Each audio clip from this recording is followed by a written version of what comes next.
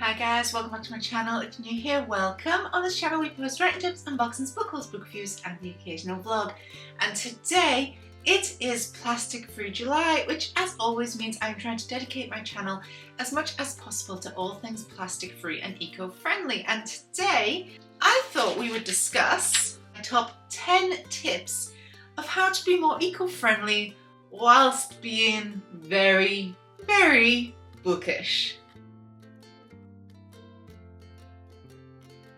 If you're not new here, thank you guys so much for watching. I hope you like what you see. If you like this channel, don't forget to subscribe to this channel. Your continued support means a lot, so thank you guys so much. I don't think we need any more introduction. Let's get to it. My bookish eco tip number 1. Join your local library. This year, I've joined my local library here in Abergavenny because, and if you're not new here, you will know, I have a book called The Strawberry Thief by Joanne Harris, and this book is the 4th in a series and I did not know. So instead of buying the first 3 books in the series, not knowing if I'm going to even like this author or not, I have been borrowing from the library and I have been making a vlog of that, which may or may not be out when this video comes out. If it's not, there'll be a link above me as soon as that comes out. But it is going great. I can reserve the books from my local library. They got this number 2 and number 3 in the series from Newport and sent to Abergavenny. Every time a book is taken out, the author is paid from the library, so the author gets paid, you get a free book. It continues local jobs in your community, local facilities in your community, and proving that you're using them means the council will continue to fund them, obviously with taxpayer funds. This also means that less materials are used in the making of the books because you are borrowing, and it can be borrowed by multiple people. Less manufacturing is needed whilst the author is still being paid. Downside is that you can't keep the book obviously after you've read it if it's one you want for your collection. Number 2, buy second hand. If you do want to buy a book rather than get it from the library, or you can't wait for the library to get it, the next best thing is to buy second hand. You can do this from charities, you can do it from second hand local bookshops. There's also bookshops online like Awesome Books and World of Books that sells second hand books. eBay, where people are selling them by themselves. Vinted also.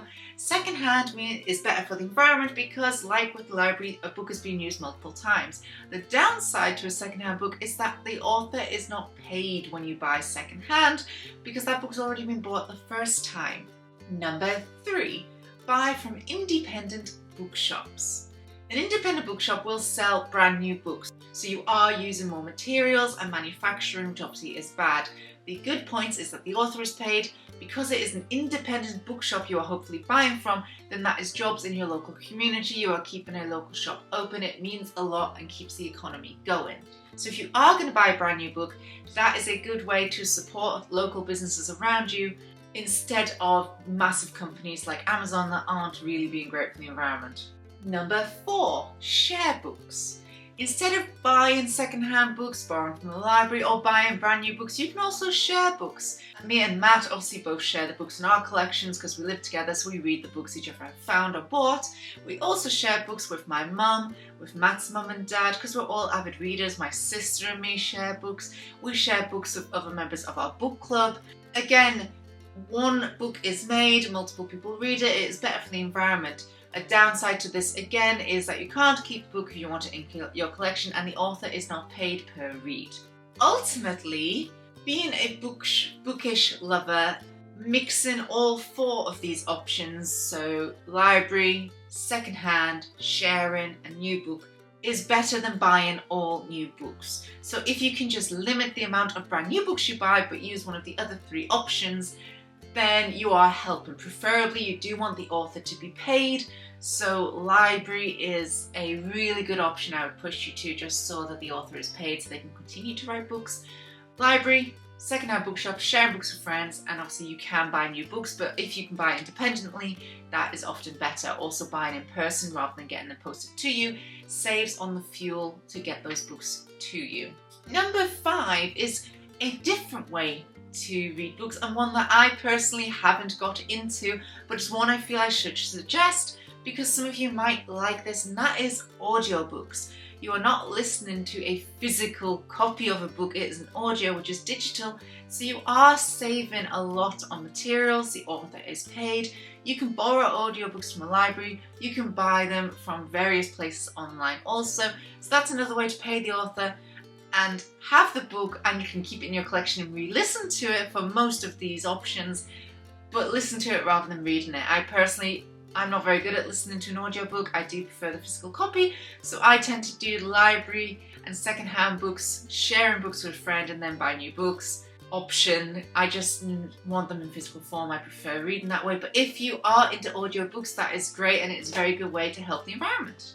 Number 6, cafes and coffee shops. Now, if you are a bookish person, there is a stereotype that we are also very much into cafes and coffee shops. I fit it very much into this category. I would much rather go and meet my friends for brunch or go for coffee, much more than go to a pub or go out in the evening clubbing or something like that. So I fit into this category, so I thought it would be a good one to also share for eco tips. So if you are a bookish lover like myself and you also love going to a cafe or a coffee shop, take your reusable cup.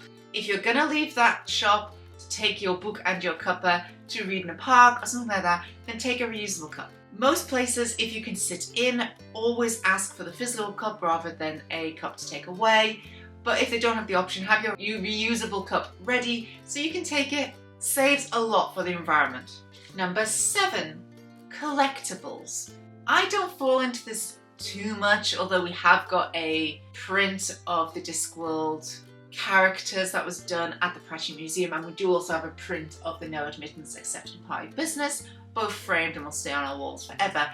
A lot of people like to collect things to do with their favourite authors. Now, this is lovely, and you should totally be allowed to do this, but something to bear in mind in terms of the eco-ness of this type of enjoyment is how much you are collecting versus how much you are then getting rid of. Just think before each purchase. If it's something you're going to keep forever, perfection. If it's something that you're not, make sure you can resell it, can give it away. Do everything you can to not let that item end up in a landfill. Also, what is it made of? Is it just yet another plastic bottle? Think about the longevity of the product, the longevity of how long you think you'll want that in your life, and just don't buy unless it's something you think you're going to keep. Number 8, now this is more of a discussion, and that is the controversy of ebooks. Are ebooks more eco-friendly than a physical book? I did have to do quite a lot of research into this because I don't know. You'd think that it is, right? But actually, an ebook reader, so a Kindle or a tablet, all use raw materials that are very bad for the environment, like lithium batteries, that are not recyclable, whereas books are made of paper and they are and can be recycled. Ebooks, if you read a lot of books, it will make up for, over time, some of that energy used that would be to make the physical book rather than the physical books. But if you don't read that many, then the ebook is going to take more of the environment, cost on the environment than the books, because it can't be recycled. I do have a Kindle, and I used the Kindle whilst traveling. We traveled for 6 years. I couldn't have physical books, and I did use my Kindle then. I still use it every so often now, mainly to critique other people's books or to beta read. It's a very fun world, and it is a controversial topic because there is no right answer. Ultimately, both are bad for the environment. Books are biodegradable, ebooks are not. Ebooks would use less resources if you mainly read an ebook and read a lot of books, whereas book form will use resources. Both pay the author, both you can get from libraries, which is obviously good for your local community and again pays the author. You can't get ebooks secondhand, but then it's a digital, so you wouldn't need to. It's a hard one. Think about your reading habits, how often you read. It's an option, but the actual physical device you're using is not biodegradable. But then if you're reading them on your phone, you already have a phone. Number 9, book subscription boxes. I've reviewed subscription boxes on this channel. You know I do. I absolutely love getting Japanese snacks delivered to me every so often. Environmentally, they're not great, and the book ones, you either get a physical book sent to you or you get a physical book and collectibles. I have reviewed things like the Pushing subscription box, and that one felt so wasteful, honestly. I sold or gave away so much that came in those boxes. I generally avoid any subscription box that sends you physical things that are keepsakes because they're not always great quality and you're not generally going to keep them. getting a book sent to you every month, there are varying degrees of this. There is a subscription box, which I'll put a link to below, which sends you books that are about to be pulped. So that's great because these books are just going to be recycled anyway. So you may as well read them before they go. But then there are books that you get that are obviously special editions, first editions, signed, copied hardbacks. These can be great, but you don't know what books you're getting. So it might be one you love and want to keep, and it might not. These books are absolutely gorgeous. They look fantastic in your collection. If you don't keep them, that can be a problem. But then if you obviously sell them on or pass them on, just think, like with my buying collectibles, think before you purchase. Maybe do short-term subscription rather than a long term. Take breaks in between. Obviously it's your life and it's up to you. It is just a difficult thing to choose from. They are bad for the environment because they are being posted to you rather than you going to get them as well. And finally, number 10, and this is just an overall thing to think about in your bookish life and your bookish ways, and that is just to be conscientious of what you are consuming. Think before you buy. Really think about each book before you buy it. Use your library, maybe borrow a book from the library and then buy a physical copy if it's one you really love and want to keep. Buy it secondhand if the secondhand option is available before you would buy new. Reusable cups. Also think about what you're doing. So for example, yes, me and Matt have a big book collection. However, we always walk to do our food shop.